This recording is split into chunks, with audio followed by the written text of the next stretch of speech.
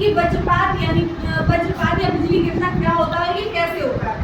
तो देखिए, बरसात के मौसम में क्या होता है कि बादल जो होते हैं, बादल उनमें बहुत सारा नेगेटिव चार्ज और पॉजिटिव चार्ज होता है। जब बादल आपस में टकराते हैं, बादल बारिश लेके आते हैं, और जब बादल आपस में टकराते हैं, टकराने की वजह से क्या होता है, उनमें घर्षण उत्पन्न होता है, यानी रगड़ उत्पन्न होती है। और रगड़ उत्पन्न होने की वजह से क्या होता है कि उनमें बिजली उत्पन्न होती है। जैसे तुमने देखा होगा गर्मियों के मौसम में जब आप पत्थर से पत्थर को रगड़ते हैं तो उसमें चिंगारी उत्पन्न होती है ना, वैसे ही जब बादल आपस में टकराते हैं तो उससे बिजली उत्पन्न होती है, यानी आसमानी बिजली, जिसे हम कह सकते हैं वज्रपात।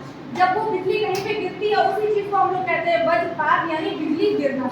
इससे आप लोग कैसे सुरक्षित रह सकते हैं। तो देखिए, जब भी बिजली गिरने का आपको आभास हो तो तुरंत ही एक सुरक्षित स्थान पर जाना चाहिए। किसी भी लोहे की चीज को टच नहीं करना चाहिए।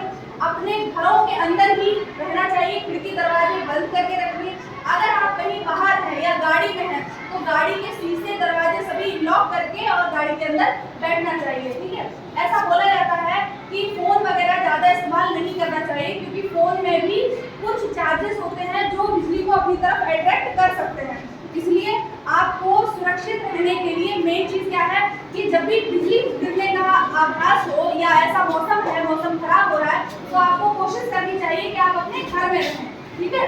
या फिर अगर आप बाहर हैं, मान लीजिए बरसात में, तो कभी भी पेड़ के नीचे खड़ा नहीं होना चाहिए आपको, ठीक है। किसी ऊंची टावर के नीचे या किसी ऊंची बिल्डिंग के नीचे या पेड़ के नीचे खड़ा नहीं होना चाहिए।